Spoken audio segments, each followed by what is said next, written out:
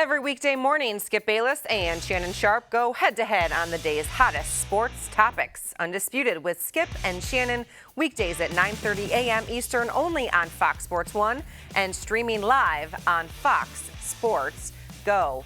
Welcome back to Drennan Live here on Sportstime Ohio. It's that time again, weekly fantasy football talk with Ryan Fowler of FoxSports.com. So we have week one in the books, and it was a big one. Not time to panic, right? Just 1 week is done, as you said last time. So I know there is a ton of questions I have for you today from the fans. But again, reiterate, it's just 1 week, right? We have a lot of time to figure things out in fantasy football. Yeah, it's 1 week. I will say this, though. The way the Rams played with Case Keenum, Todd Gurley was a top 3 pick in a lot of leagues. That's got me nervous. If there's anything out there that has me nervous, it's the value of Gurley the rest of the way. If they go with Keenum and the way that offense looked against the 49ers, that's going to be tough sledding. They have the Seahawks this week, too. As I said, lots of fan questions. They're going through their lineups now, trying to make changes. Do you trade? Who do you pick up, on waivers? And you can follow him at Fox Sports Fowler. So first up, and this is a big one, and I had him too. Tyler Demmett says, I had Keenan Allen in one of my leagues. He's out. Best option now to replace him. I'm going to scream this from the mountaintops until his ownership percentage is close to 80-90%. Tajay Sharp of the Tennessee Titans. Nobody's going to replace Keenan Allen and what he did in that Chargers offense. That guy could have been on his way to a historic season last year. He was playing well in week one, had 6 receptions, 60-plus yards. In PPR leagues, Keenan Allen, he got it. He was the guy, and he was consistent in his production. Now, Tajay Sharp, the reason I'm so big on him, and this is more for PPR leagues. I think we have to wait and see in standard scoring leagues. But Tajay Sharp was on the field for 64 of 67 offensive plays. You can't really get better than that. So I would definitely take a look at him. I know the biggest ad over the weekend was Will Fuller, the Houston Texans rookie wide receiver. Now, he had the Chicago Bears as his defense that he was going up against, so I wouldn't get too crazy about that. I would say this, Will Fuller should be on rosters, and I know a lot of people drafted Will Fuller in the 11th, 12th, 13th rounds, but he was picked up in a lot of leagues. And then a nice matchup this week is Michael Thomas, the rookie receiver out of Ohio State, going against the Giants. Now, Brandon Cooks and Willie Snead had monster games for the Saints, but Michael Thomas caught all the targets thrown his direction. I would definitely take a look at him. Now, if you're in a deeper league and you're really panicking, what about Mike Wallace? He's got a pretty good defense going up against this weekend where he can kind of pick that apart. Real nice, real nice. James says, what do I do with Sammy Watkins now that looks like his injury could linger all year? And a second part to this, who should I not get too overly excited about, that had a big week one?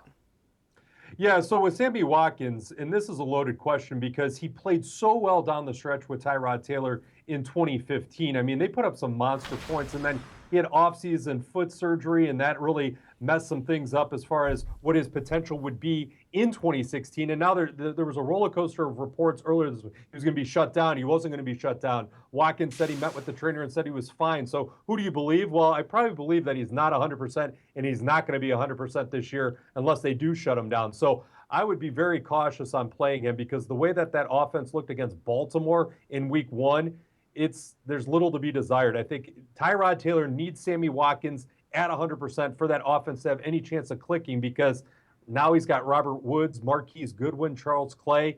The Bills are in a little bit of a pickle there. As far as week one where you don't want to get too overly excited, I mean, the younger players, I think, is one area that you do have to pay attention to. Like Dak Prescott didn't play that well. He didn't make any mistakes, though, so I wouldn't really go that crazy on that. Jack Doyle, the tight end of the Indianapolis Colts, caught two touchdowns, but I wouldn't get too pumped up about that. And then it is the ebbs and flows of just fantasy football. I think Spencer Ware, who had the biggest week among running backs, he's going to have a role. But the thing is, Jamal Charles is eventually going to come back, and it's going to be a timeshare. I think that's the one thing I took away from week one, where so many more timeshares. We knew down in Atlanta they were going to have a timeshare between Devonta Freeman and Tevin Coleman. Well, it's probably bigger than most people thought because Devonta Freeman was drafted at the end of the first round, early second round, and then Coleman goes out and racks up some pretty good yards in the receiving game. So, again, 1 week, not going to overanalyze too much. So it's not a Cleveland Browns football season without something happening to a quarterback. So RG3 on IR, miss a minimum of 8 weeks. Josh McCown back under center for the Browns. So Greg wants to know, does Gary Barnidge now become a must-play that McCown is back? Well, I think if you look at the top 12 tight ends in fantasy football, Barnidge was already a top 12 tight end. So if you own Gary Barnidge, you're starting Gary Barnidge, and you were last week. I mean, we only got one game of RG3. I mean, so we really don't even know what that offense was and what they're going to have to do now. What does Hugh Jackson figure out with Josh McCown? Because it's not like last year. I mean, there are variables that change. We didn't have Corey Coleman last year. So there's that element to keep in mind. Now, Gary Barnidge and McCown, they work so well together. I think people should be excited. But again, this is Hugh's team. This isn't the 2015 Browns. Just something to keep in mind. But when you look at the fantasy tight end rankings, Gary Barnidge is still inside the top 12 until otherwise noted. All right, Nick asks, in a PPR league, should he start Eric Decker or Sterling Shepard? I like Sterling Shepard's matchup this week, and I know where he's going with this because he is facing the Saints, and the Saints got chewed up by the Oakland Raiders last week. Derek Carr was able to move the football through the air with pretty much ease. I think the Saints might be the worst pass defense, if not overall defense in the NFL. But Eric Decker, I think there's a consistency factor there. I know they have Buffalo. I know it's the short week, but Ryan Fitzpatrick found him in week 1. I'm going to give Eric Decker the benefit of the doubt, but I do have Sterling Shepard ranked inside my top 24 wide receivers this week. Twitter question at Bo_Patchin. What is up with Gronk? Well, being that I'm not a beat writer for the New England Patriots, my short answer is going to be he's got a hamstring injury.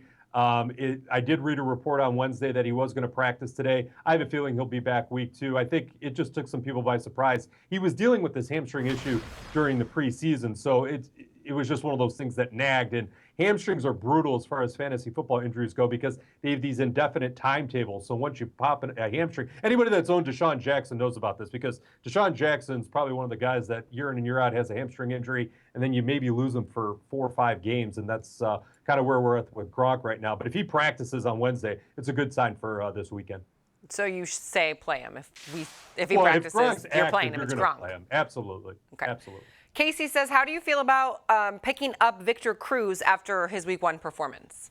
It was good to see Cruz in the salsa dance return. I still think, again, Sterling Shepard and Odell Beckham and Shane Vereen and the tight ends there in New York are going to still trump a little bit over Victor Cruz. I think Cruz, he's had to battle back from a lot, and he even mentioned himself. He's still trying to get up to game speed again. I think he's a guy that could be on rosters. Looking at the week 2 rankings, for instance, our team, so when you take the average rankings of the 4 fantasy members of Fox Sports, he's outside the top 50, but hovering around 50. And so if you're ranking him and you're in a 12-team league, you're about a wide receiver 4 or 5. So I think he'll probably be on a lot of rosters. We're talking with Ryan Fowler of FoxSports.com, and you can see all updated rankings and whatnot. You guys have all the experts over there at Fox Sports, and you can follow him at Fox Sports Fowler. More questions from the fans, and Michael Thomas wants to know if you had a choice, Ryan, between Sproles and Floyd, who would you start at flex this week? Michael Floyd, no doubt about it. Actually, Michael Floyd had a pretty good game against the New England Patriots on Sunday night. He let one ball slip through his hands around the end zone, probably would have had 6 points. And Larry Fitzgerald, he ate pretty well on Sunday night. If anybody watched that game, Larry Fitzgerald had one of the best games of the weekend, and it was in a rally mode type situation. I still think Floyd, he has yet to reach his ceiling. I think he's on his way, though. I think Carson Palmer is going to work away. Again, Fitzgerald's going to need more attention this week just to slow him down from what he did in week 1. I think Floyd is definitely the play there. They didn't use Sproles as much as I thought they would in week 1 against the Browns. They more went with Matthews and Matthews. So it's the law firm of Matthews and Matthews. Joe DeCesar says, I started with Adrian Peterson and Doug Martin last week, and then all of a sudden, D'Angelo Williams got me great points off the bench. So do I start Williams? You do. D'Angelo Williams is a top 3 running back this week against the Cincinnati Bengals. The Steelers always find a way to get their running backs involved, whether that's Le'Veon Bell, whether that's D'Angelo Williams. Plus, if you go back to last year, I mean, D'Angelo Williams, the consistency's there. And I know Doug Martin's got the Cardinals, and AP just looked awful. The one thing about Adrian Peterson, and this is where you might actually bench Adrian Peterson over Doug Martin in favor of D'Angelo Williams, only because if they go out and start Shaun Hill again, what happens is defenses, and in this case it'll be the Green Bay Packers, are going to load up the box, and they're going to just shut down Adrian Peterson and say, okay, Shaun Hill, you beat us. Now, if Bradford comes out and he understands the offense a little bit more, maybe there's an improvement. But Adrian Peterson, 1.6 yards per rush last week. That was his worst output in a game with 15 or more carries as this stat continues to go on since 2008. So it was one of AP's worst games of his career. And I think part of the reason is Shaun Hill defenses knew they were going to force him to beat him. Yeah, big shock to Peterson owners. And Karen Lewis says, I benched Peterson this week since he only got 3 in week 1 in favor of Jordy Nelson and Sterling Shepard. Also, she wants to know for quarterback between 3, Eli, Matt Ryan, or Stafford. It's close, but I'm going to take Eli. Just going back to what I was talking about with the Saints, that defense, no bueno. It's not very good, and Eli looked sharp against the Cowboys. Another poor pass defense. Stafford is coming along. I saw a stat the other day dating back to last year, 8-9 game stretch. He's got 20 touchdowns and only 2 interceptions. And again, it's a new era up there. I think, they played a poor defense in the Colts. He kind of picked them apart. Marvin Jones had a nice game. Theo Riddick had a nice game. But I'm gonna go with Eli, Odell Beckham, Sterling Shepard, and Cruz in that game. Kind of a multiple choice for you. So here you go. Lots of options on this one, and it comes from Bob Anaya. Start 2 of these 4 players in a PPR league. Sammy Watkins, Emmanuel Sanders, Tyler Lockett, and Giovanni Bernard. Well, here's the wrinkle of this question. One, we talked about Watkins off the top. He's hurt, right? So you're going to know if he's active or inactive going into Thursday night. If he's active, man, that's still tough to start. Short week, Jets pass defense, pretty good. They're going to put him on Revis Island. I know A.J. Green torched that, but Sammy Watkins isn't 100%. So I'm going to take Sammy Watkins off the board, and I'm going to look at Lockett, Gio, and Sanders. Sanders is a must start against the Colts, so he's locked in.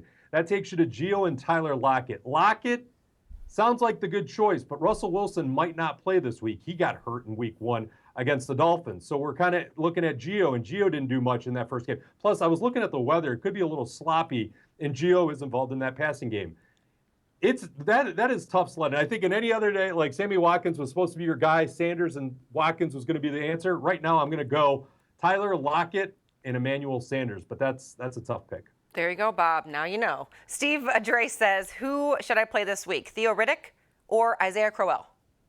In PPR leagues, I think Theo Riddick is a good flex play. I am interested, though, that his roster is made up where that becomes a decision. I'm kind of curious if he's forcing them in there based on week 1. Now, Crowell should be on rosters in standard scoring leagues. I don't think he has enough value in PPR leagues, points per reception, to hold on to him, unless, again, you're in a deep league, and that might be the case. Not knowing the rest of the roster is sometimes a little tricky in these instances, but I think Theo Riddick in a PPR league is going to start over Crowell. In a standard scoring league, I think Crowell can get that start against the Ravens. I think Cleveland always plays well, really, really well at home, and I think if they were going to surprise people week over week with McCown there, and I think Crowell is going to be part of that lead as far as moving the chain. All right, last one, and it comes from Matt. And he wants to know, in a PPR league when there is no tight end position, instead it's a wide receiver, tight end flex, should he drop Torrey Smith and add Dwayne Allen?